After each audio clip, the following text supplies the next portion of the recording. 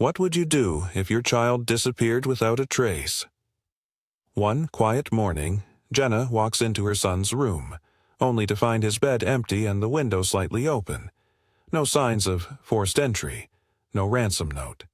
Just silence. This is the haunting, true-to-life story of a mother who lost everything in a single moment, and what she discovered when the truth finally unraveled. As the investigation unfolds, long-buried secrets come to light. Secrets about betrayal, obsession, and a love twisted into something far more dangerous.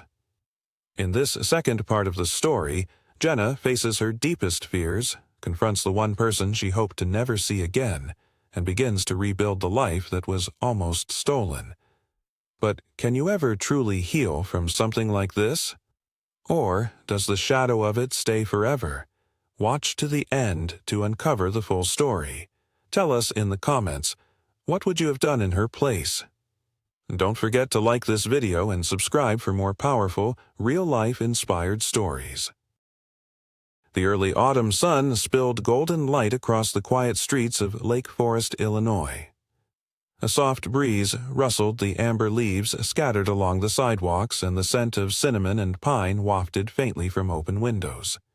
It was the kind of neighborhood that belonged on a real estate brochure. Immaculate lawns, white picket fences, and porch swings that creaked gently in the afternoon stillness.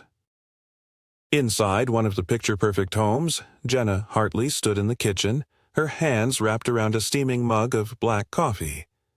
Her gaze lingered on the backyard where her 3-year-old son, Cody, chased soap bubbles across the grass, his giggles piercing the crisp air like wind chimes.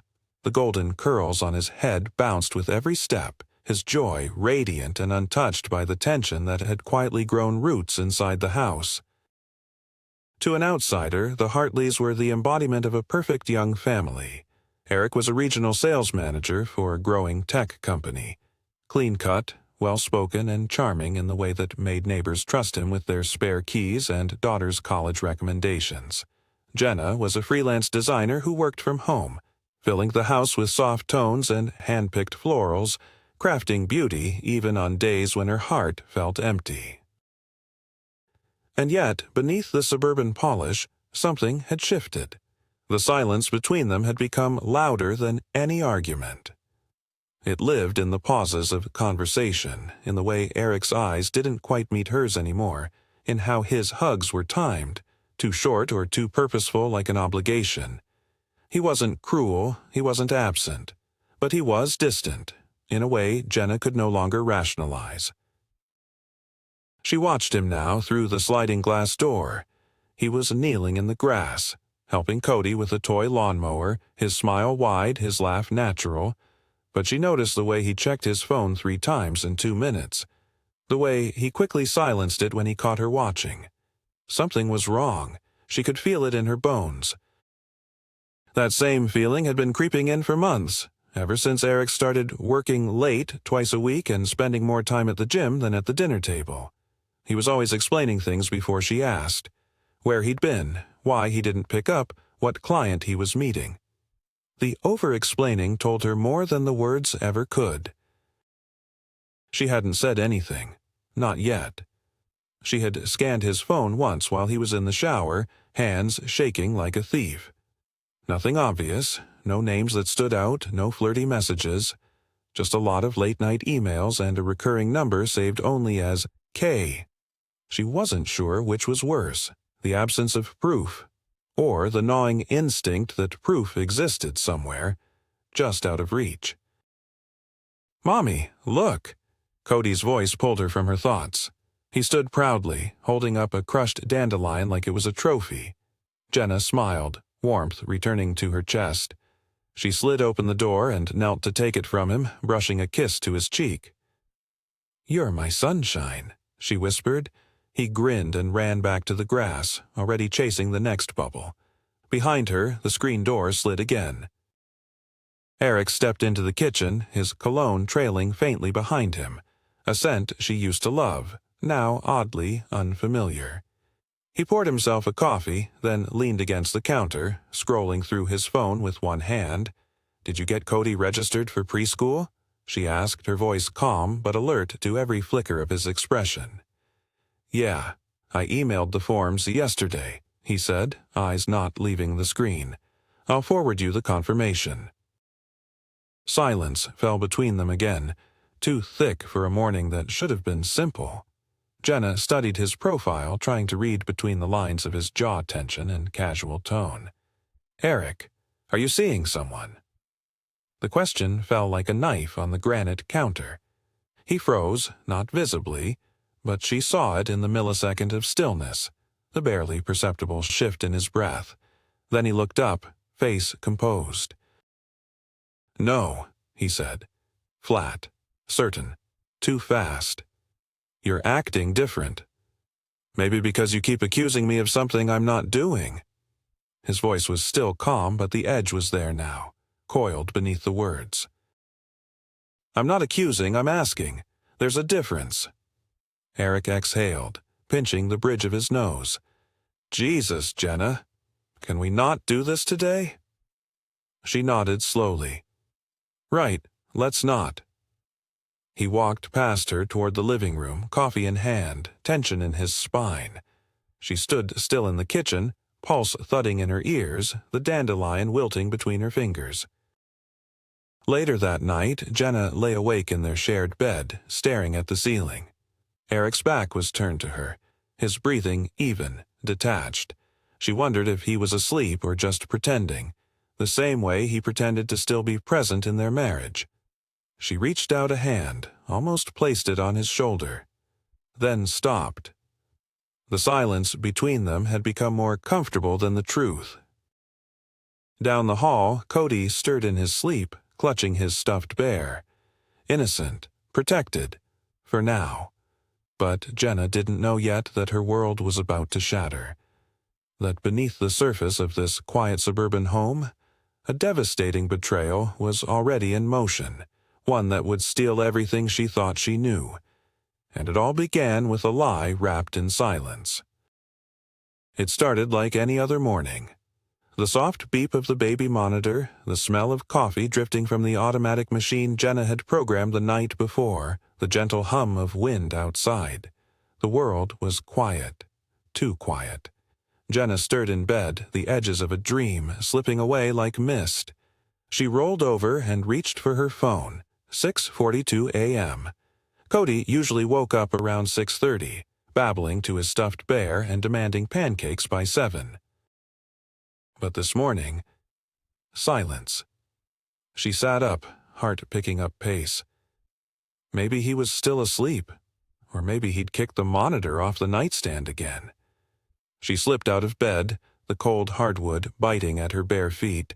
As she walked down the hallway, she passed the closed door to the guest room, once an office, now rarely used. A faint breeze brushed her skin, and she paused. That was odd. The windows had all been shut last night. She was sure of it. It had rained. The door to Cody's room was slightly ajar. That, too, was strange.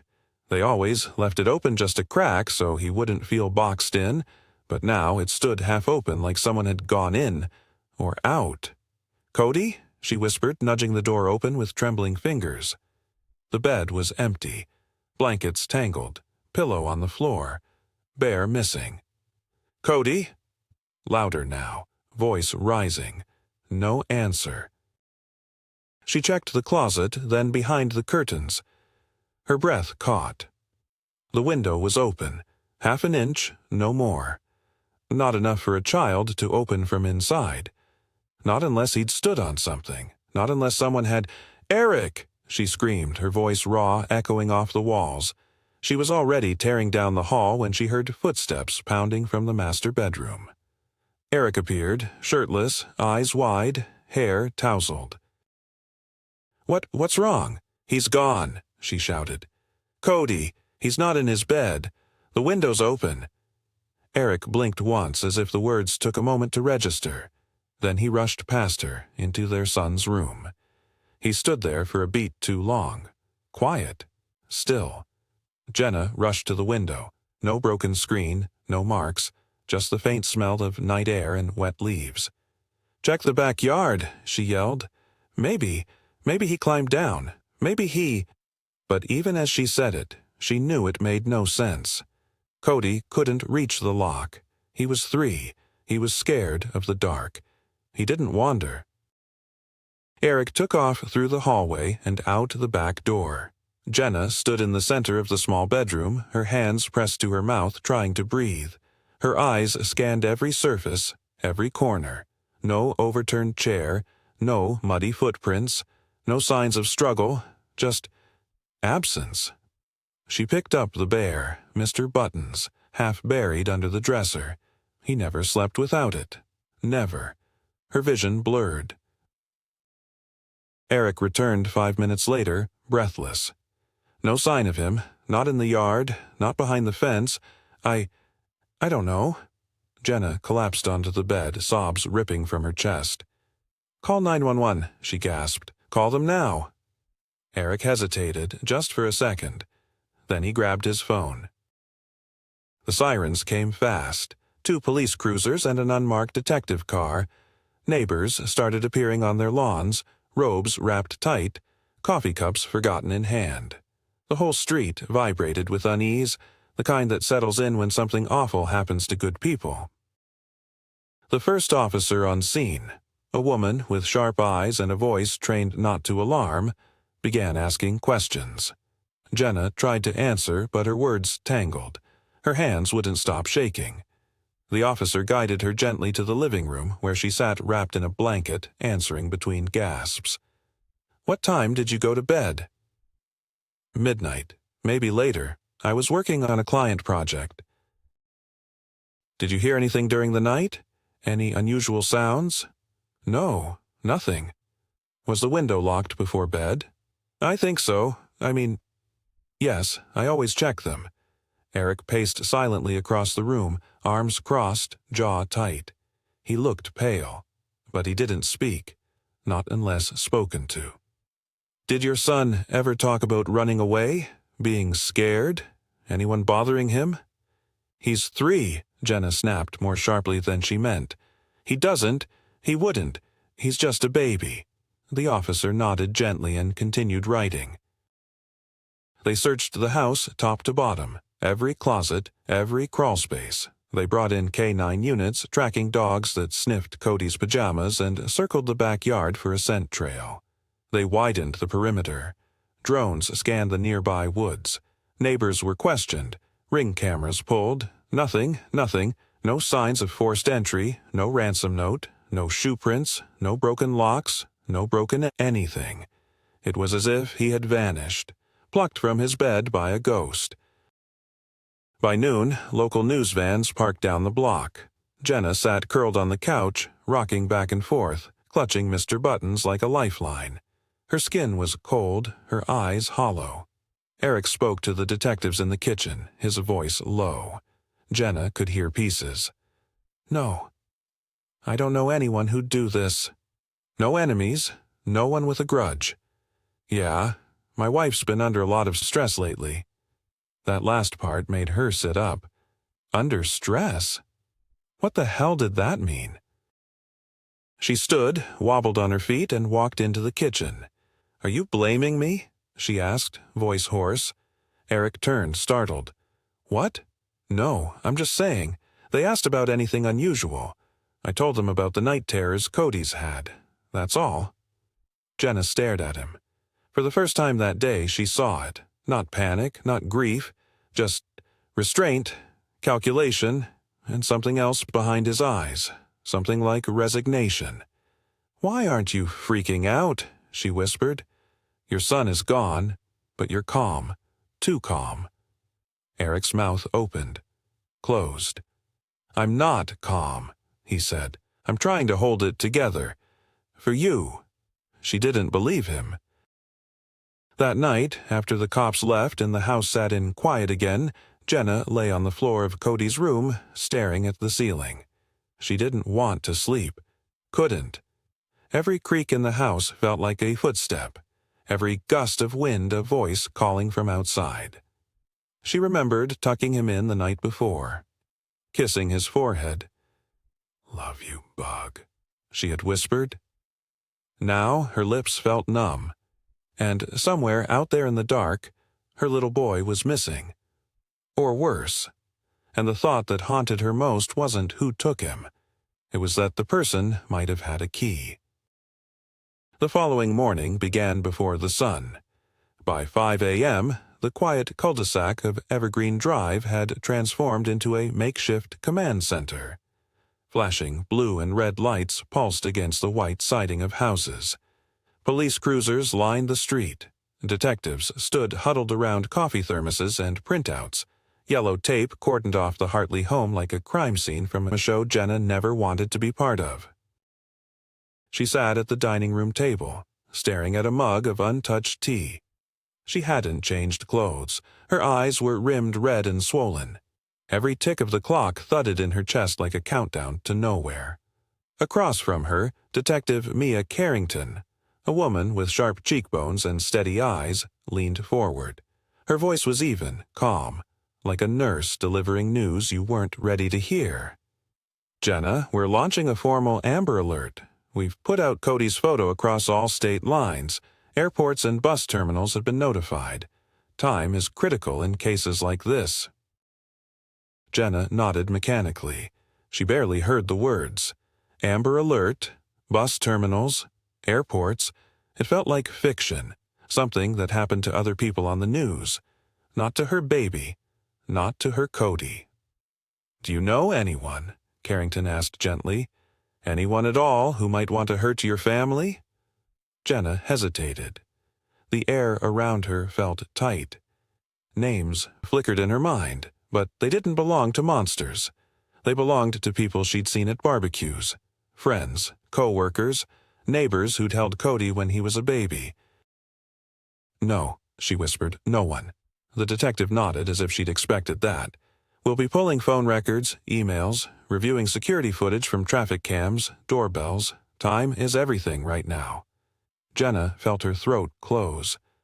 "What if he's already—" "Don't," Carrington said softly, reaching across the table. "Don't go there yet." Outside, officers knocked door to door. They questioned delivery drivers, landscapers, babysitters. They checked alleyways and dumpsters and storm drains. Every hour that passed made the search harder, more desperate. K-9 units returned with no trail past the fence line. News anchors parked in front of the house like vultures. Headlines rolled out across social media. 3-year-old vanishes from Lake Forest home. No signs of forced entry, no suspects. Strangers online speculated wildly. Could be the parents. Bet it was a custody dispute. What's the husband hiding? Eric did what was expected. He stood before the cameras that afternoon, shoulders squared, voice choked with emotion. He begged the public to help find his son, to come forward with anything, said the right things. But behind closed doors, Jenna watched him unravel. Differently. He wasn't crying. He wasn't lashing out. He wasn't yelling at cops or losing his temper at the lack of progress. He was just still. Too still. That evening, Jenna sat on the back steps, wrapped in one of Cody's dinosaur blankets, staring at the swing set. It was where he had learned to pump his legs, where he'd screamed with joy just a week ago. Eric joined her. "They'll find him," he said quietly. She didn't respond. After a pause, he added, "You need to sleep. You haven't slept in 2 days." She turned to him, her voice a whisper. "Why aren't you angry, or losing your mind? He's your son." His jaw clenched. "I'm losing my mind. I just don't show it the way you do." "But you're so calm. Too calm." Eric's eyes flicked toward her. "You think I had something to do with this?" She didn't answer. "I loved him. I love him," he said, voice rising. "Don't you dare stand there and question that." "I'm not questioning that," she said. "I'm questioning everything else." They stared at each other, married 8 years, together for 10. But in that moment, they felt like strangers. That night, while Jenna lay curled in Cody's bed, the house full of shadows, Detective Carrington pulled up Eric Hartley's phone records.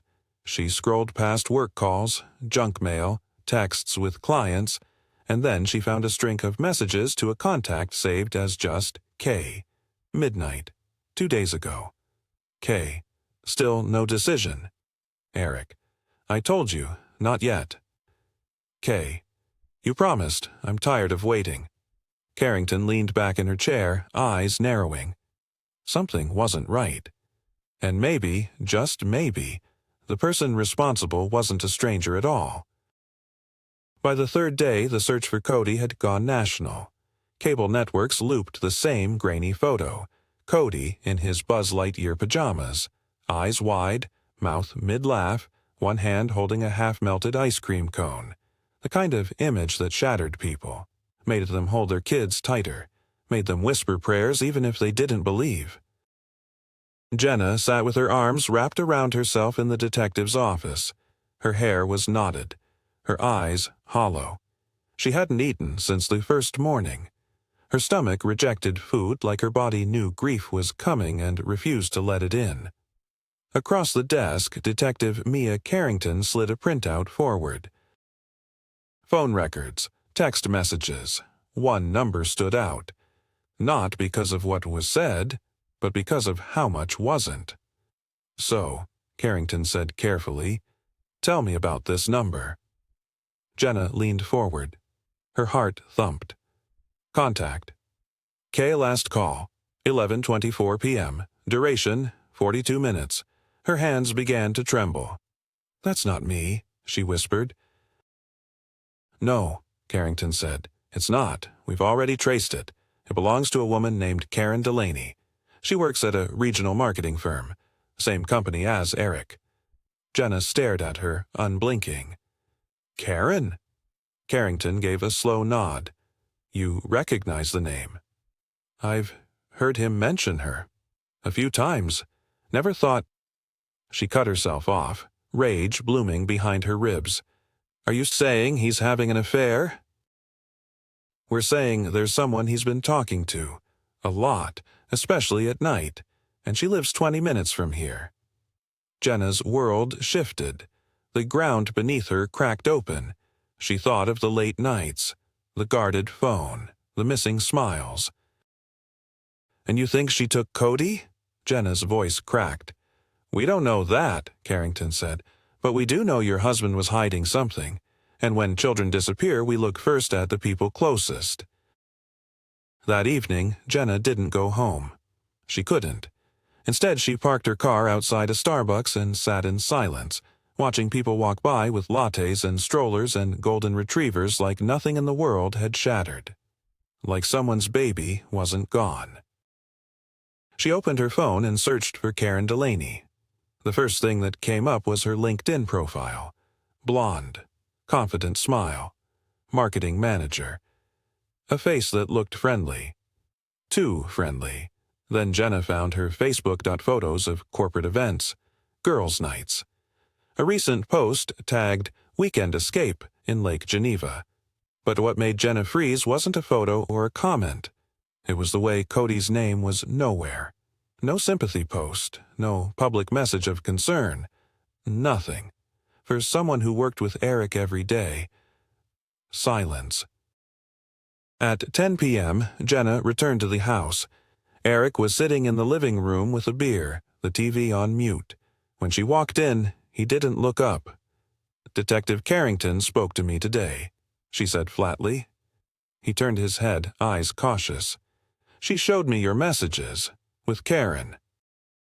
Silence. I want to hear you say it, she said. He looked down, rubbed his eyes. Then, finally, yes. The word hung between them like a knife. How long?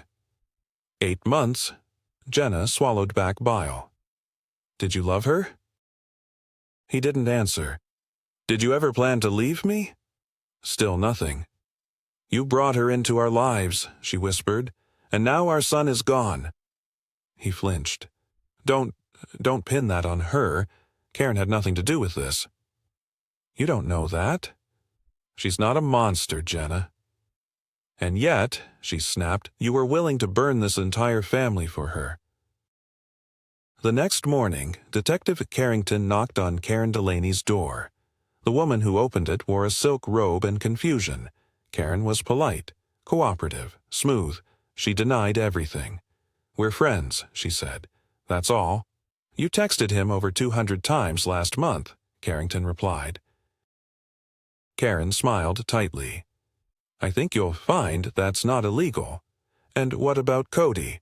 When was the last time you saw him?" Karen's smile twitched. "I never met his son." Carrington leaned in. "You sure? Because we'll be checking your car, your GPS, your building's security cameras. If there's even a whisper of a lie in your story—" Karen's face hardened. "I want a lawyer." Later that day, Carrington met Jenna again. "There's no evidence yet, but my gut says she knows more than she's saying." Jenna looked her dead in the eyes. "Then push harder." Back home, Jenna stood in Cody's room. She ran her fingers over the soft animals still sitting in the crib. She looked at the window, and she realized something. The screen had been replaced.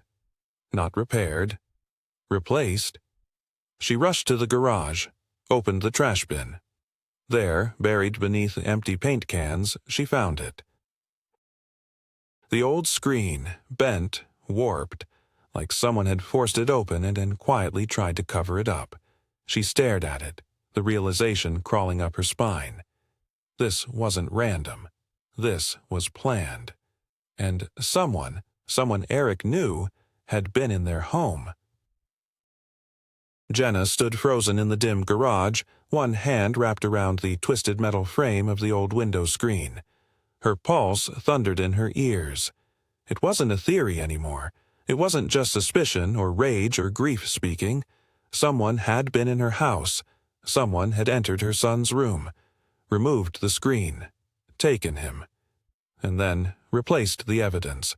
This wasn't a break-in. It wasn't random. It was personal, and someone had covered their tracks. She grabbed her phone, snapped several photos of the bent screen, and then marched back into the house, fingers trembling as she texted Detective Carrington. "Found the old screen. It was swapped. It's in the garage. Come ASAP." Carrington arrived within the hour, accompanied by a forensics tech and a Navy windbreaker. As they dusted the frame for prints and took it into evidence, Carrington pulled Jenna aside. "You were right," she said. "The damage here doesn't match a natural break. It looks deliberate, like someone pried it out from the outside." Jenna's eyes narrowed. "You think Karen did it?" "I think whoever took your son knew this house, knew where the cameras were, how to get in, how to get out. That points to someone close." She paused, voice dropping. "And yes, Karen fits the profile. She's emotionally motivated. She has access to Eric. She had reason to feel threatened." "What do you mean?" Carrington looked at her. "We pulled Karen's phone records. There were messages, deleted ones. We recovered. She wasn't just tired of waiting. She was angry. She told Eric she was done being a secret. That something had to change. That she was going to take back what was hers." Jenna felt her knees weaken. She grabbed the edge of the kitchen counter to steady herself. She meant Cody. It's a strong possibility. "But why?" Jenna's voice cracked. "Why would she take my son? What would she even do with him?" Carrington was silent for a moment before she answered. "Sometimes they convince themselves it's love."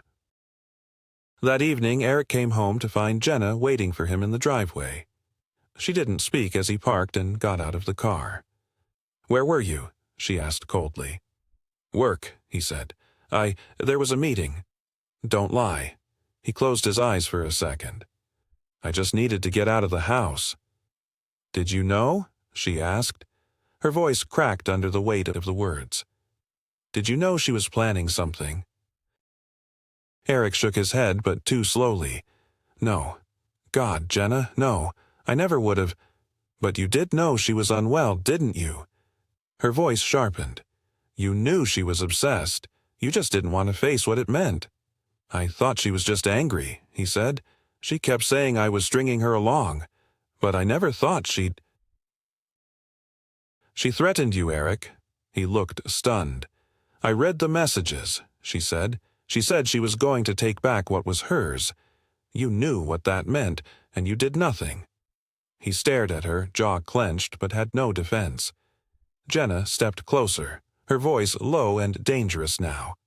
"I swear to God, if something happens to our son because of your cowardice, I will never forgive you. Not in this life, not in the next." Then she turned and walked into the house, slamming the door behind her. Later that night, Jenna sat on the floor in Cody's room, her back pressed to the wall. The house was silent, but her mind wasn't. She thought about the little things. The nights Eric had come home late. The weekends he'd said he had work trips. The sudden tension in his voice anytime she asked simple questions. And she remembered something else. 6 weeks ago, she'd found a strange drawing in Cody's room. It was a child's scrawl, circles, stick figures, but something had stuck out even then. A tall blonde woman with a red smile and long hair holding hands with a small boy. Cody had called her the nice lady from the park. At the time, Jenna had assumed he meant a daycare worker or a stranger he'd imagined. Now she wasn't so sure. The next morning, Jenna drove straight to the local park where she usually took Cody after preschool. She sat on a bench watching, waiting, hoping. A woman passed by walking a golden retriever. Another jogged by with headphones in. A young father pushed his toddler on a swing. Then she saw her, across the playground. Blonde, athletic, big sunglasses, alone. No child. Karen Delaney, just watching. Jenna's breath caught. Their eyes met, just for a second. Karen turned and walked away, fast. Jenna stood, called Carrington. "She's here," she whispered. "I just saw her." Carrington's team responded fast. They tracked Karen's car via traffic cam footage from the neighborhood. It led them to a small cabin rental just outside Kenosha, Wisconsin, about an hour from Lake Forest. Remote, quiet, off-grid. When officers arrived, the cabin was empty. The bed was unmade. A half-eaten bowl of cereal sat in the sink. A Buzz Lightyear blanket, Cody's, was folded neatly at the foot of the bed. On the floor, wedged behind the nightstand, was a photograph. Cody, standing stiffly, pale but alive. In the picture, he wasn't smiling. Behind him was a wall with chipped yellow paint. Carrington pocketed the photo. "This isn't over," she said. "She's still moving." The chipped yellow wall. Detective Carrington couldn't stop staring at it. She'd seen it before, somewhere. That particular color, that peeling texture, the way the paint curled near the corner like dried leaves. It wasn't random. It wasn't a detail to ignore. Back at the station, she spread out every photo from the cabin on a corkboard. Cody's blanket, his shoes by the door, the cereal bowl, the drawing taped above the mattress, a child's handprint in blue paint. It was like Karen had tried to recreate a home, a twisted, artificial copy of a life that wasn't hers. Carrington turned to her partner, Detective Ruiz. "This wasn't a one-time plan. She's been preparing, watching, maybe even practicing." Ruiz frowned. "Practicing what?" "Motherhood," she said grimly, "or her version of it." Meanwhile, Jenna sat in her living room, phone clenched in her hand, staring at the picture Carrington had shown her. Cody looked different, not hurt, but off. His eyes weren't wide with fear, but there was no light in them either. No sparkle, no life. He looked like a kid pretending to be okay. And that scared Jenna more than anything. Children were resilient, but they were also fragile. If Karen had convinced him that Jenna didn't love him, or worse, that she had abandoned him, she stopped herself, her chest constricted. Carrington's words echoed in her head. She's emotionally motivated. She didn't take him to hurt him. She took him because she wanted to keep him. Jenna closed her eyes. That didn't make her feel any better. Back at the precinct, Carrington got the call she was waiting for. The yellow wall. It matched an old room in a rundown motel outside Rockford, Illinois. The Midland Pines, once used for temporary housing, now mostly forgotten. But Karen had once listed the address on a car registration, 8 years ago. It wasn't much, but it was enough. They drove out just before dawn. Carrington, Ruiz, and a pair of tactical officers in an unmarked SUV. The town was sleepy, the kind of place people passed through but rarely stayed. Midland Pines sat at the edge of a gravel lot, 2 stories of faded blue siding and broken lights. Room 12, according to motel records, had been paid for in cash 2 nights in a row. The manager hadn't seen a child, but the woman matched Karen's description. Carrington approached the door slowly, her vest pressing tight against her ribs. She knocked. Nothing. She knocked again, louder. "Karen Delaney," she called, voice firm. "This is the police. Open this door." Still nothing. She nodded to the officers. They breached. The door flew open with a crack. The room was empty. No Karen, no Cody. Just a trail of crackers on the floor and a plastic water bottle tipped on its side. Ruiz scanned the bathroom. Toothbrush, kids' pajamas. She was here. Carrington stepped over to the window. The curtains swayed. She looked out, just in time to catch a blue sedan pulling out from behind the property. Karen. Vehicle spotted heading west on Route 20. Blue Ford Fusion. 2 occupants, woman and child in the back seat. The police alert went out within minutes. Highway Patrol joined the pursuit. Jenna got the call at 6:14 a.m. "She has him," Carrington said breathlessly. "They were just seen heading west. We're moving in." Jenna didn't wait. She grabbed her keys and ran to the car. She needed to be there. An hour later, Illinois State Police spotted the vehicle on a back road near Freeport. Unmarked cars began to follow, at a distance. No lights, no sirens. Just patience. They needed the right moment. Inside the Fusion, Karen adjusted the rearview mirror. Cody sat in the back seat, hugging his knees. He wasn't crying, but his thumb was in his mouth, a habit he'd broken months ago.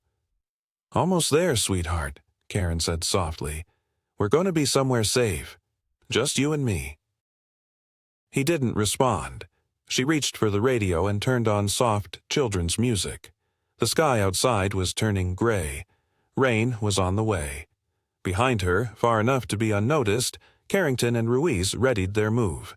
"Let's box her in before the next turn," Ruiz said. "We lose her in those hills, she's gone." Carrington nodded. "No sirens, no guns, no trauma. We do this calmly, for the boy." The takedown was surgical. At the next bend, 2 unmarked SUVs pulled out from the shoulder and blocked the road. Karen's car slammed on the brakes, tires screaming. Officers swarmed. Carrington approached first, her hands open. "Karen, step out, slowly. We're not here to hurt you." Karen's eyes darted. Her hands clutched the steering wheel like a lifeline. "He's mine," she whispered. "No," Carrington said gently. "He's not, and you know that." Eric said, "Eric didn't give you permission to take him." "I loved him," Karen screamed, her voice cracking. Carrington stepped closer. "And if you really loved him, you'll open that door, right now, before he gets more scared than he already is." A beat of silence. Then Karen broke. She burst into sobs, let go of the wheel, and unlocked the doors. Carrington opened the back seat and knelt down. There he was, Cody, curled in a ball, his little face streaked with dried tears, shoes mismatched. She reached for him carefully. "Hey, buddy, you're safe now, okay?" He looked up slowly. "Where's my mommy?" Carrington swallowed hard. "She's waiting." At 10:07 a.m., outside the Freeport Sheriff's Office, Jenna stood shaking in the rain. The SUV pulled up, The door opened, and Cody ran into her arms. She fell to her knees, sobbing, clutching him like she'd never let go again. He buried his face in her neck. "You came," he whispered. "I'll always come," she said, her voice broken and full. Karen Delaney was taken into custody without resistance, charged with kidnapping, child endangerment, and obstruction. She said nothing in the interrogation room, no tears, no apologies, just a blank stare, and when asked why she did it, she gave only one reply. "He was the only part of Eric that was mine." The first night Cody was home, he didn't want to sleep in his own bed. He clung to Jenna like a second skin, his tiny fingers wrapped around hers as if afraid she might vanish if he let go. He didn't speak much, only whispered words she had to lean in to catch. "I dreamed about you," he said softly, curled beside her on the couch beneath the Buzz Lightyear blanket. "I called you." "I heard you," she whispered back, stroking his curls. "I heard you every night." Outside, the rain tapped gently against the windows, a rhythm that once felt calming but now only deepened the silence in the room. They were safe now. But safety wasn't peace. Not yet. The following morning, Jenna stood in front of the bathroom mirror, staring at her reflection as if meeting herself for the first time in weeks. Her face looked older, eyes ringed with purple crescents. Her skin, pale and brittle, seemed pulled too tight. She hardly recognized the woman staring back at her. But behind the exhaustion, there was something else. Fury. Resolve. She walked into the kitchen, where Eric stood silently pouring cereal into Cody's bowl. He looked up when she entered, hesitant, guarded. "You didn't answer my calls last night," he said. She didn't blink. "You don't get access to us like nothing happened." Eric set the box down. "Jenna, please, I didn't know she would do that. I was stupid, I was selfish, but I never would have let her hurt him." "You did," she said coldly. "You hurt him the second you let that woman into our lives." Cody padded into the room just then, blanket dragging behind him. He crawled into Jenna's lap without a word and buried his face in her sweater. She held him close, her eyes locked on Eric's. "You can stay until this all settles," she said. "But after that, I want you gone." Eric looked like he'd expected the words, maybe even rehearsed them in his head. He nodded once. "Okay." At the police station, Karen sat alone in the interrogation room. No lawyer, no tears, no words, just silence. She refused to answer any more questions after the arrest. Her expression was flat, empty, as if her entire world had been ripped from her and she couldn't decide whether to cry or rage. Detective Carrington watched her through the two-way glass. "She hasn't asked about Eric," Ruiz said beside her. "Not once." Carrington crossed her arms. "Because this was never about Eric. Not really." Ruiz frowned. "Then what was it about?" Carrington nodded toward the monitor, eyes narrowing. "Control." Later that day, Carrington visited Jenna personally. She brought updates, evidence logs, court dates. But she also brought something else. Closure. She had photos of Cody, Carrington said quietly, from months ago. Some were zoomed in from a distance. Others were close. Too close. Jenna's stomach turned. "She followed us," she whispered. "She studied your routines, school, parks, grocery stores. She was preparing." Jenna clutched the edges of the armchair to stop herself from shaking. Carrington continued. "There's more. We found a journal, dozens of pages, all about Cody. She called him my boy, said he smiled more with her, that he belonged with her." Tears burned behind Jenna's eyes, but she didn't let them fall. "She wanted to replace me," she said. Carrington nodded slowly. "But she didn't. He's home. He's safe.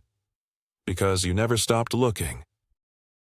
That night, Jenna sat with Cody under the stars. They laid on a blanket in the backyard, far from the cameras and questions and court proceedings. "Mommy," Cody said. "Why did the nice lady take me away?" Jenna's heart shattered all over again. She turned on her side to face him, brushing a strand of hair from his face. "Because sometimes people get confused," she said gently. "They want things they're not meant to have. But no matter what she told you, you were never supposed to be away from me."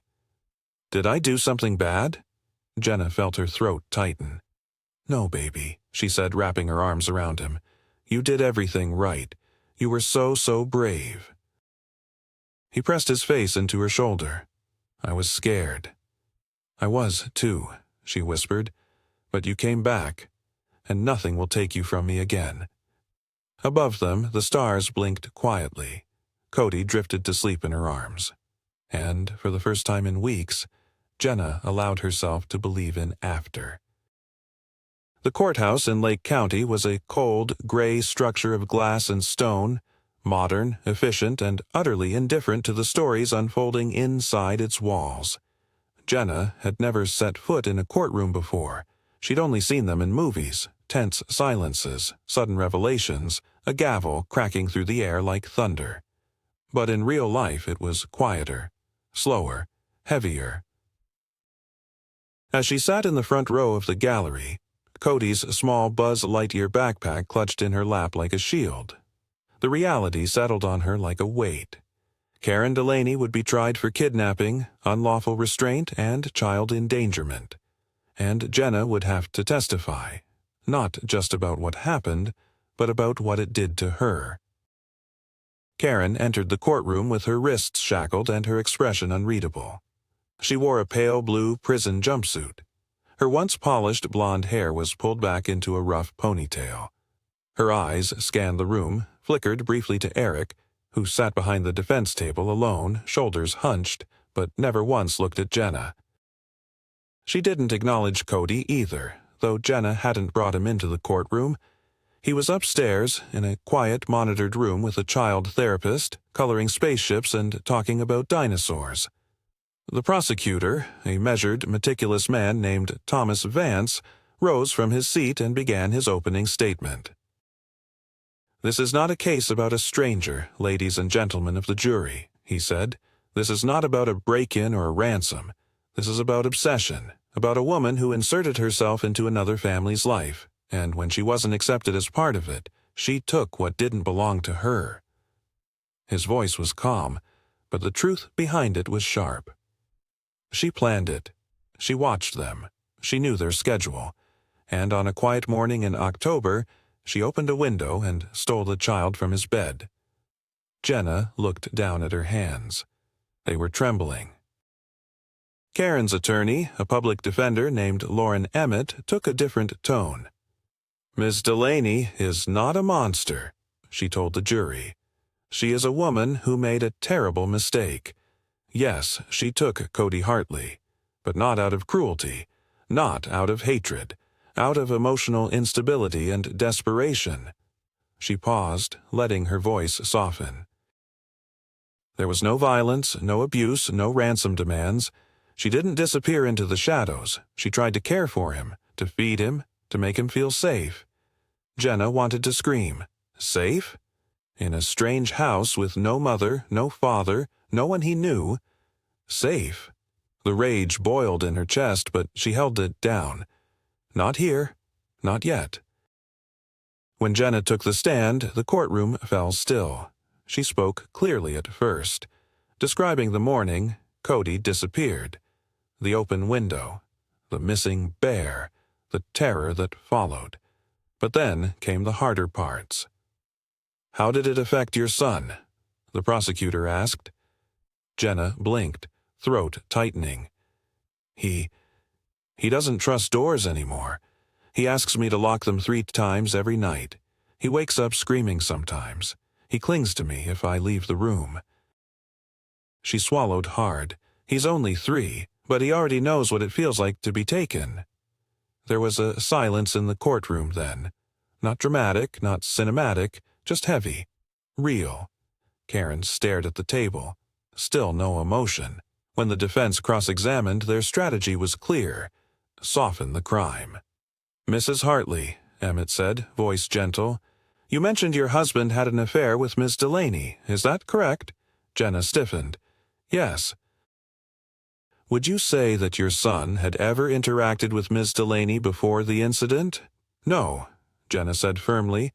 "But is it possible, through your husband, that he may have seen her? Even unknowingly?" Jenna's fists curled beneath the witness box. "It's possible, but not with my consent, not with my knowledge." "Of course," Emmett said, nodding sympathetically. "But what I'm trying to understand is, do you believe Miss Delaney intended to harm your son?" Jenna's eyes burned.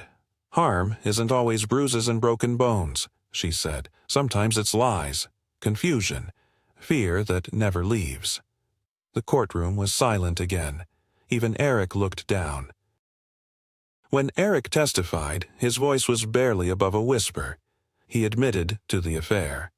Admitted he hadn't taken Karen's threats seriously. Admitted he hadn't warned Jenna. He didn't try to defend himself. He didn't cry. He just looked defeated. "She told me she loved him," he said. "I thought she meant it in the abstract. I didn't think—" He shook his head. "I didn't think she'd take him." The jury watched him, stone-faced, and then Karen took the stand. She sat down, took a breath, and looked straight ahead. "I didn't mean to hurt anyone," she said. "I didn't want to be a villain." She spoke with the clarity of someone who had convinced herself of her innocence. "I loved him," she continued. "Eric said he couldn't leave his wife, that he had to stay for Cody. So I thought, if Cody wasn't the reason anymore—" Gasps rippled through the courtroom. Karen didn't flinch. "I didn't want to take him," she said. "I just wanted to be part of something." The prosecutor stood. "Ms. Delaney, did you ever stop to think about what Cody's mother might feel?"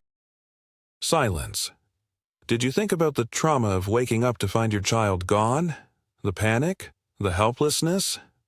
Karen's voice cracked. "I thought she didn't deserve him." A collective chill swept through the room.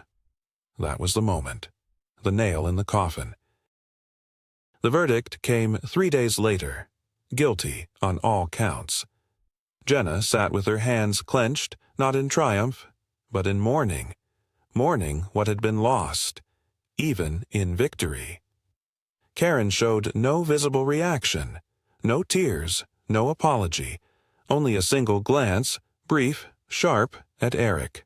Then she was led away. Outside the courthouse, reporters shouted questions. Jenna didn't stop for them. She took Cody's hand in hers, bent down, and whispered in his ear, "It's over, baby." He looked up at her with big, trusting eyes. "Can we go home now?" She smiled, voice shaking. "Yeah, we can finally go home." Home didn't feel like home anymore. Not yet, even with the locks changed, even with new curtains, a new rug, and a fresh coat of paint in Cody's room. Jenna walked through the house like she was visiting someone else's life. Each corner still whispered. The living room where she had sat sleepless.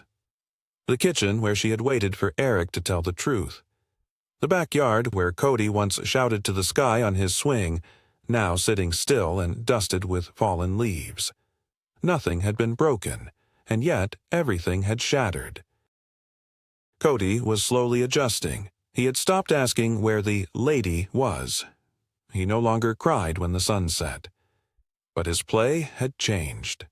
Quieter, more cautious. One afternoon, Jenna overheard him playing alone in his room.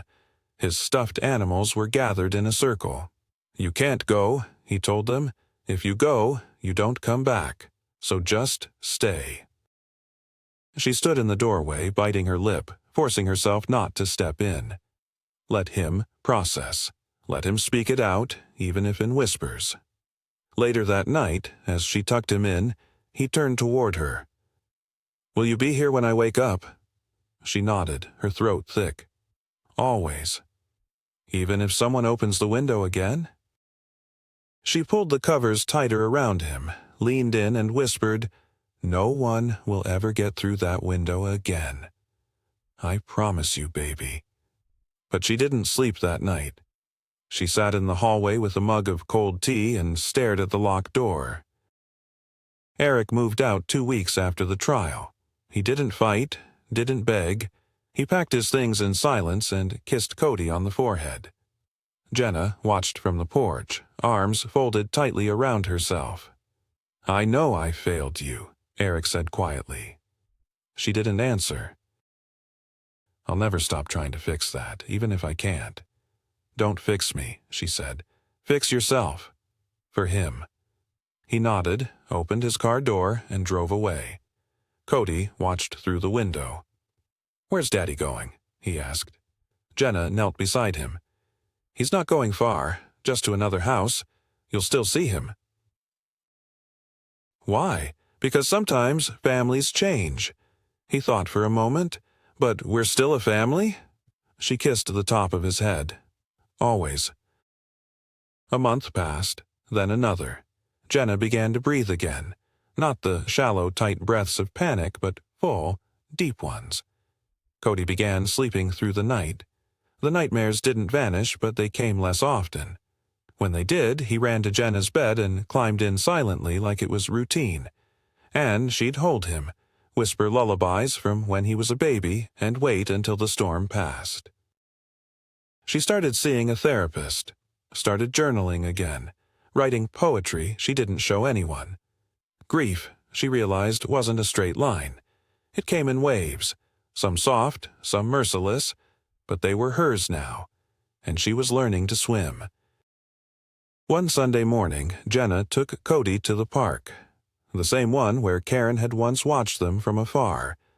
She hesitated at the gate, but Cody tugged her hand excitedly. "Let's go! Let's go to the slide!" They played for an hour. No fear, no ghosts. Just wind through the trees, children's laughter, and the creak of swings in motion. When they sat for ice cream, Cody looked up at her, chocolate smeared across his mouth. "Are bad people gone now?" Jenna met his eyes. "Yes," she said softly. "And if they ever come back, we'll be ready." He smiled. She did too. Not because the story was over, but because they were still here, still standing, still loving, still home. It was a rainy Wednesday when the letter arrived. Plain white envelope. No return address. Jenna found it wedged between a pizza flyer and an electric bill. She might have tossed it if not for the delicate handwriting on the front. Her name. Just her first name. No Ms., no Hartley. No last name at all. Inside was a single page. No date, no signature, but she knew who it was from the moment her eyes reached the first line. "I never expected to be forgiven, but I want you to know I still think about him every day." Jenna sat down at the kitchen table. The rain tapped lightly on the windows like nervous fingers. "You probably hate me." "You should. I don't blame you for that. But I didn't take him to punish you. I didn't want to destroy your family. I believed, in a way I can't explain, that I could give him something better. I see now. That was never mine to give." There were more words, strange, measured, almost clinical in tone, the kind of language someone uses when they've rewritten the story so many times they're not sure what the truth is anymore. But one sentence stood out. "He called for you at night. Even then, he knew who his mother was." Jenna sat still for a long time after finishing. The letter trembled in her hand, not from fear, but from the sheer weight of it. She didn't cry. She didn't tear it up. She folded it once, slipped it back into the envelope, and placed it in a shoebox she kept beneath the bed. The same box where she kept hospital bracelets, tiny socks, ultrasound photos. Proof of things that mattered. Proof of survival. That night, she told her therapist about the letter. "I thought it would make me angry," Jenna said, "but it didn't." "What did it make you feel?" Jenna hesitated. "Sad. For her. For all of us." The therapist nodded. "That's compassion. It doesn't mean you condone what she did. It means you're healing." Jenna nodded slowly. "But what do I do with that?" she asked. "You don't have to do anything," the therapist said. "Not right now. Sometimes the most powerful thing you can do is nothing." Later that week, Eric called. He'd been quieter since the trial, heavily involved in counseling, both personal and court-ordered. He didn't ask to see Jenna, just Cody. They agreed to meet at a neutral place, a quiet cafe halfway between their new lives. Eric looked thinner, tired, but there was a calmness in his eyes she hadn't seen in years. "I wrote you something," he said. Jenna raised an eyebrow. He pulled a folded piece of paper from his jacket and placed it on the table. "I won't read it out loud. That's not what you need. But if you ever want to know how sorry I am, really, not just in words, I hope that tells you." Jenna didn't reach for it. Not yet. "Are you still in contact with her?" she asked bluntly. Eric blinked. "No, not since the sentencing. I haven't replied to any letters, calls, nothing." "Good," she said. He nodded. They sat in silence for a while, the clinking of dishes and quiet music filling the space between them. Finally, Eric asked, "How's he doing, really?" Jenna softened. "He's resilient. He's quieter now, but he's still him. Yesterday he built a rocket out of cereal boxes." Eric smiled faintly. "That sounds like him. He's seeing a child therapist once a week. They're working on trust, boundaries." "I'm glad," he said. "He deserves that." "So do you," she added after a moment. "But you'll have to earn it." He met her gaze, no defensiveness, just acknowledgement. "I know."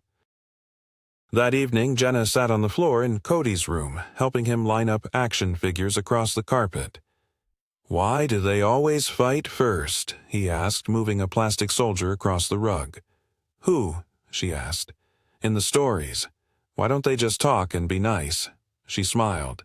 "Sometimes people don't know how to talk until after the fight." "Do they still get to be friends?" "Sometimes," she said, watching him closely, "and sometimes they just learn to live in peace." He considered this. "I think I want my guys to build something instead." And just like that, he stood his figures up and began arranging blocks, creating towers and bridges. No explosions this time. She watched him, heart aching in a way that was no longer sharp, but full, wounded, healing, awake. Spring came slowly to Lake Forest. The snow melted reluctantly, puddling at the base of the trees and retreating from sidewalks like a guest overstaying its welcome. Crocuses began to bloom in corners of Jenna's yard she'd nearly forgotten existed. The air was still cold, but there was something lighter in it, a sense of shift, of emergence. Jenna felt it too. Grief hadn't left her, but it no longer dictated the terms of her days. It sat in the corner now, quieter, more respectful. It allowed space for other things like laughter, routine, even moments of stillness that didn't feel like panic. Rebuilding, she realized, wasn't a single act. It was thousands of small ones. She and Cody started new habits. Every Saturday morning, they went to the farmer's market, even if they didn't need groceries. They'd walk the stalls, sampling kettle corn and pointing at fresh strawberries, sometimes buying flowers for the kitchen table just because. On Sunday afternoons, they painted. Big, messy canvases, abstract blotches, and thick brushstrokes. Some days, Cody painted dragons. Other days, just colors. Jenna never corrected him, never tried to guide the brush. She let him choose. That was part of the healing, too. One rainy day, he painted a house. Bright yellow walls, a red door, a blue sky. When he showed her, he said, "This is us, the real house." And Jenna had to turn away for a moment, her hand over her mouth because the truth of it hit so hard it winded her. He remembered. He was reclaiming. Jenna also began returning to her own life, slowly, cautiously. She picked up design clients again. At first, just small jobs, a logo here, a digital flyer there, but it helped. It gave her something to shape with her hands, a way to assert her presence in the world again. She started attending a support group on Thursday evenings, mothers who had lived through the unthinkable. Not all their stories ended the same, but they shared the same language. Fear, fury, hope, guilt. They never pitied each other. They held space. That, too, was healing. Eric saw Cody twice a week now, at first supervised, then slowly, as trust was rebuilt, on his own. Jenna didn't ask what they did during those hours, and Eric didn't offer, but Cody always came home smiling, sometimes with paint on his hands or stories about Daddy's pancakes, which were, apparently, not as good as Mommy's but still okay. The co-parenting relationship was fragile but functional. They texted only when necessary, but when Cody's preschool had a Parents' Day and Jenna and Eric both showed up, they sat beside each other and made paper crowns out of construction paper. They even smiled once, not at each other, but in the same moment. One day in May, Carrington called. She'd been promoted. Major Crimes Division. Jenna congratulated her, then paused. "You still think about it?" she asked. Carrington didn't pretend not to understand. "Sometimes," she admitted. "Cases like yours, they don't leave you, because they shouldn't." Jenna nodded. "Thank you for not giving up." "You didn't either," Carrington replied. "That's what saved him." After the call, Jenna sat outside with Cody on the front steps. He was drawing on the sidewalk with chalk, spaceships again, now with windows and little people inside. He looked up at her suddenly. "Mommy?" "Yeah, sweetheart?" "When I'm bigger, can we move to the moon?" She smiled. "Only if you promise to take me with you." He grinned. "Okay, but only if you're not scared." "I'll be brave," she said softly. "I promise." That night, she packed away the last of the newspaper clippings, the photos, the court transcripts, the journal entries she'd written at 2 a.m. in those hollow weeks. She didn't throw them out. She put them in a sealed box, labeled it Truth, taped it shut, and slid it into the back of the closet, not to forget, but to let rest. In its place, she pinned one of Cody's paintings to the fridge, a house, blue roof, sun in the corner, smiling stick figures, one tall, one small, holding hands. Home, she realized, wasn't the place where things were perfect. It was the place where you keep building, even after everything falls apart. Some days the questions still came. Not loudly, not violently, more like shadows across the mind, passing but persistent. Jenna would be pouring cereal, tying Cody's shoelaces, folding laundry, and suddenly, without warning, her breath would catch. What if I hadn't found the old screen? What if Carrington hadn't believed me? What if Karen had disappeared before they caught her? How close did we come to losing everything? Forever. They weren't useful thoughts, but they were honest. She didn't try to bury them anymore. She let them pass like weather, acknowledged them, breathed through them, and kept moving. But some questions dug deeper, not about the moment, but about the people, about Eric, and about Karen. Eric still carried guilt like a shadow stitched to his back. He smiled more now, made an effort, but there were days Jenna could see it in his eyes. The weight, the regret. One evening, after he'd dropped Cody off and lingered awkwardly on the porch, he finally asked, "Do you ever think about why she did it?" Jenna stared at him. "I think about it too much." Eric looked out toward the quiet street. "She wasn't always like that, you know." "I don't care what she used to be," Jenna said, sharper than she meant to. "I know," he replied. "It's just, I keep wondering how I missed it, how I didn't see how far she'd gone." Jenna folded her arms. "You didn't want to see it. That's different." He nodded. "You're right." A long pause. Then, softly, he added, "I used to tell myself I stayed with you because I didn't want to hurt Cody, but now I know the truth was worse." She raised an eyebrow. "Which was?" "I stayed because I was too weak to leave and too cowardly to fix what we had." She didn't answer, didn't need to. They both knew the truth of it. As he turned to leave, he said something that lingered long after the door closed. "She told me once, you don't love her, you're just afraid of losing what she makes you feel like." And maybe that was true. But now, I see it wasn't you I was afraid of losing. It was myself. Jenna watched his taillights fade down the street. It didn't change anything, but somehow it still mattered. The questions about Karen were harder, more haunting. Jenna had asked Carrington during their last phone call, half reluctantly, "Is she getting help?" Carrington had paused. "She's on medication, seeing a prison therapist, diagnosed with a delusional attachment disorder." "So she's mentally ill?" "Yes, but not insane. She knew what she was doing. She planned it, covered it, lied about it. She just justified it in a way that made sense to her." Jenna remembered reading once that obsession wasn't always about passion. Sometimes it was about identity. Karen hadn't wanted Cody to hurt. She'd wanted him to belong to her, to justify a life built on fantasy, and she'd nearly pulled it off. Jenna sat in the backyard that evening watching Cody play in the grass and thought of another question, one that came to her in quiet, unsettling moments. What if Karen had been right? Not about deserving Cody, but about believing she did.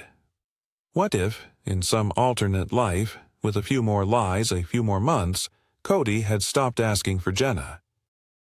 What if love wasn't enough to keep a bond intact when separation became the story? She shook the thought away like an insect. Because love had been enough. Because her son had known. Because when they found him, the first thing he'd asked was, "Where's my mommy?" That night, Jenna added a new journal entry. "Some wounds don't scab over. They stay pink and raw for years. But that doesn't mean you're broken. It just means you're still alive, still feeling, still capable of joy and fear in the same breath. I won't waste time trying to erase what happened. But I also won't let it define my ending. I'm not here to tell a story about a woman who lost everything. I'm here to tell one about a woman who nearly did, and then fought like hell to hold on." Summer crept in gently that year, not with fanfare or sudden heat waves, but with soft mornings and long golden evenings, fireflies blinking across the backyard like tiny promises that the dark could still hold wonder. Jenna had started planting again. At first, it was just to give her hands something to do. She dug up the old flower bed by the fence and laid down fresh soil. Cody helped, of course, armed with a plastic trowel and an unearned confidence in his ability to keep anything alive. "Sunflowers," he had declared. "They follow the sun like little faces." She smiled and said yes, not because they were practical, but because he needed something that grew toward the light. The house began to feel like theirs again, not like the haunted echo it had been in those first weeks, but a home filled with color and sound. The smell of breakfast, wet footprints on the kitchen tile after a sprinkler run, Cody's music box playing its tinny lullaby when he opened his closet by accident. There were still moments, Jenna didn't pretend otherwise, a door that creaked the wrong way, a forgotten sock behind the couch, a silence that lasted 2 seconds too long. But she met each one with the quiet courage of someone who'd already been through the fire and refused to be burned twice. Eric had found an apartment on the other side of town, not far, but far enough. His visits with Cody were consistent now, respectful, structured but warm. No more blurred lines, no more secrets. Once a month, the three of them met for family night. Pizza at the same booth in the same restaurant with Cody in the middle, telling stories between bites, completely unaware of how extraordinary it was that his parents could still share space without it crumbling. At first, it was hard, then it became normal. Not love, not reconciliation, but something that looked a lot like peace. Jenna's design business began to grow again. She took on bigger clients, partnered with a friend from her support group, and even started mentoring younger designers online. One afternoon, she opened her inbox to find a message with a subject line that made her heart stutter. "Thank you for your strength." It was from a woman in Ohio, a mother. Her child had been abducted by a family member, returned after only 2 days. But the scars had lingered. "I read your story online. I wanted you to know that I feel less alone, and maybe stronger too. Thank you for surviving out loud." Jenna sat at her desk for a long time before responding, and when she did, her hands didn't shake. In July, Cody turned 4. He wore a paper crown, declared himself king of the backyard. Jenna baked cupcakes from scratch, half of them sunken in the middle but smothered in icing and sprinkles to hide it. Eric came. So did a few neighborhood kids. Even Carrington sent a card, handwritten. "To the bravest kid I've ever helped find his way home." Cody didn't understand the weight of those words yet. But Jenna did. And one day, when he was old enough, she'd tell him. Not all of it, but enough. Enough to let him know that he mattered so deeply, so completely, that people moved mountains to bring him home. That night, after the candles were blown out and the toys strewn across the living room, Cody climbed into her lap with frosting on his cheeks and whispered, "Next year. Can we invite the moon people too?" She laughed. "Sure, but only if they bring presents." He nodded, satisfied, then curled against her. "I love you, Mommy." She held him tighter than she probably needed to. Kissed the top of his head. Let her eyes drift closed. "I love you too," she said, "forever and always." That was the thing about trauma. It didn't ask permission. It didn't follow a timeline. It didn't leave quietly. But neither did healing. And slowly, gently, day by day, it began to outgrow the wound. It had been nearly a year, 362 days to be exact, since the morning Jenna walked into her son's room and found the bed empty. Since the window stood cracked open like a wound and the air in the house turned to ice. It had taken a full rotation of the earth, the passing of every season, and the slow stitching together of shattered days for life to resemble something livable again. But as the anniversary approached, Jenna felt the pressure building. Quiet at first, like a whisper behind her ribs. Then louder, sharper. The nightmares returned. Not Cody's, hers. Dreams where she wandered empty rooms calling his name. Where she opened the fridge and found his shoes inside. Where she watched him vanish down a hallway that stretched forever, and her legs wouldn't move no matter how hard she screamed. In one dream, she stood in a courtroom again. Karen was there, but this time she held Cody's hand. And he looked at Jenna like he didn't know her. She woke, gasping, drenched in sweat, the sheets twisted like restraints.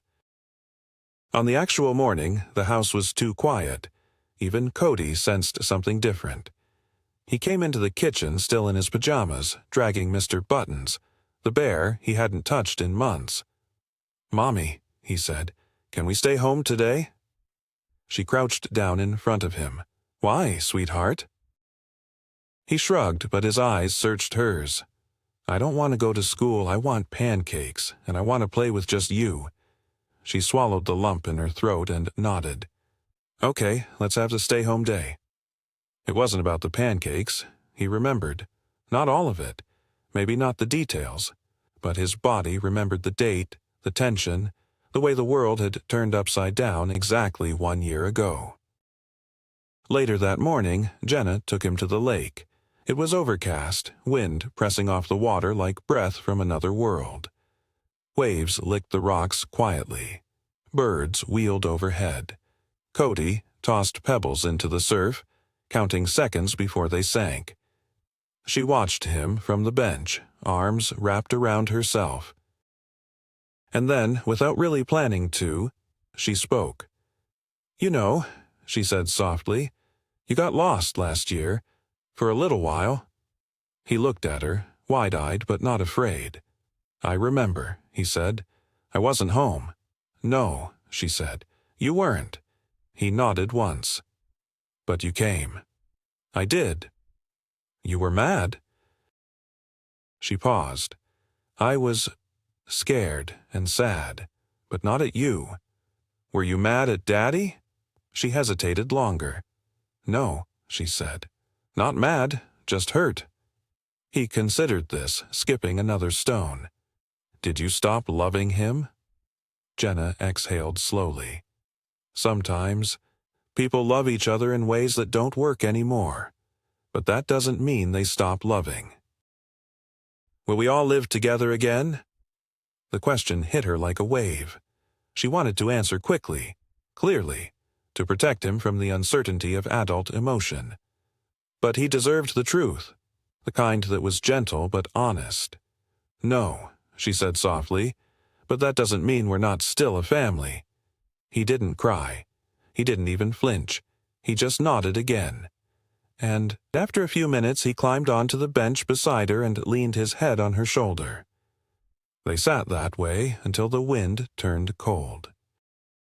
That evening, after Cody had fallen asleep on the couch during a movie, Jenna found herself standing in the hallway, staring at the door to his room. She hadn't stepped inside it at night, alone since the day he was found, not in darkness, not with the window. She pushed it open slowly. The room looked exactly as it had before, bright and tidy, filled with soft toys and space-themed curtains. But the window was there too, clean, locked, still. She crossed the room, sat on the edge of the bed, and stared at the latch. Her hands trembled before they even touched it. She reached out slowly and unlocked it.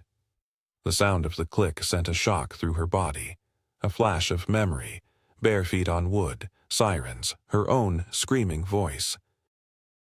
Her breath came shallow, her vision blurred, but she didn't run. She opened it. 1 inch, 2. The breeze whispered across her skin, and her heart thundered in her ears. And then she closed it. Slowly, firmly. Locked it. And exhaled. The next morning she drove to the prison. She hadn't planned to, hadn't told anyone. But after the lake, after the dream, after unlocking the window, she knew this was the last thing that remained. Karen had written once more, a short letter, polite, measured, asking if Jenna would ever consider seeing her, not for sympathy, but for clarity. "I think you need to understand what I thought I was doing," the letter said. "You may never forgive me, but maybe you'll sleep better if you know what was in my head." Jenna had thrown it in a drawer, but now she wanted to know. They met in a sterile visitation room divided by bulletproof glass. Karen looked older, hair cut shorter now, face pale under the fluorescent lights. Jenna picked up the phone on her side. Karen mirrored the motion. Neither of them spoke for a long moment. Then Karen said, "You look stronger than I remembered." Jenna didn't respond. Karen continued, "I know there's nothing I can say that will change what I did, but I also know that what I believed back then was real to me. I thought I loved him." "You didn't," Jenna said quietly. "You loved the idea of him." Karen nodded slowly. "You're probably right." "I'm not here for your apology," Jenna added. "I'm here because for the last year I've been dragging a question behind me like a broken wing." Karen waited. "I need to know," Jenna said. "If I hadn't found him, how long would you have kept him? What would have happened next?" Karen's eyes glistened. Her voice dropped to almost a whisper. "I don't know," she said. "I don't think I had an after. I just wanted to be part of something." Jenna stared at her. You wanted to belong, so you stole what already belonged to someone else. Karen swallowed. I was broken. So was I, Jenna said, but I didn't destroy someone to fix it. They sat in silence again. Then Jenna stood. Karen didn't ask her to stay, and Jenna didn't look back. As she drove home, the sky opened up above her. Not stormy, not violent, just rain. Cleansing, steady, soft. She pulled over, stepped out of the car, and let it soak her to the skin. Eyes closed, head tilted up, arms loose at her sides. Cleansed not by forgiveness, but by the fact that she had survived the kind of pain that could have swallowed her whole. Summer faded into September. The nights came earlier now.